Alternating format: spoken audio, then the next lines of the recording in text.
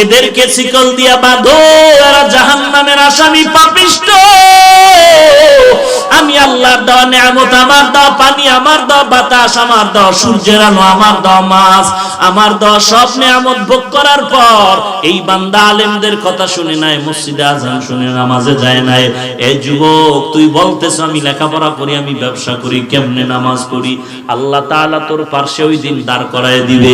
তোর মতো যুবক স্কুল কলেজে পড়িয়াও নামাজ বাদ দেয় না, ওই বান্দাকে তোর কাছে দাঁড়ায় বলবে, ও পারলো স্কুলে পড়িয়া, তুই কেন পারলি না? এরে নবীর উম্মতের দল, আজকে তোমার পায়ে ধরে ধরে কত বিনয়ের সাথে বলি, বাবা নামাজ পড়ো, টুপি মাথায় দাও, এরপরেও তুমি টুপি মাথায় দিতে চাও না।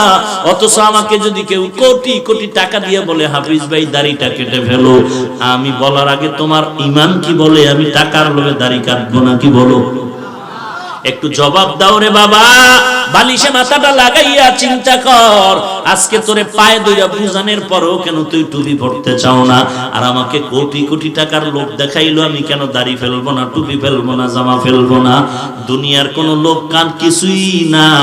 আল্লাহর কোরআনটা পড়ে যখন দেখলাম, ইন্নাল আবরার লাফি নাঈম ওয়া ইন্নাল ফুজ্জার লাফি জাহিম, নেক আমল ওয়ালাদের জন্য জান্নাত, গুনাহগারের জন্য জাহান্নাম।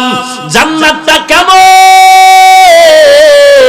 আল্লাহ তাও বলেছেন, আবার জাহান্নামটা কেমন তাও আল্লাহ কোরআনের মধ্যে বলেছেন। জাহান্নামটা গুনাহগারের জন্য বড় ভয়ঙ্কর আযাবের ঘর।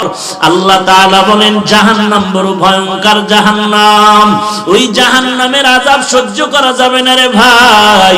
আজকে জমিন থেকে 9,30,00,000 মাইল উপরে সূর্য দিনে ছিল, রাতে নাই, এরপরে তো গরম লাগে, ফ্যানের বাতাসেও ঘাম কমে না, ঠান্ডা কমে না। এরে নবীর উম্মতের দল, আল্লাহর নবীর হাদিসে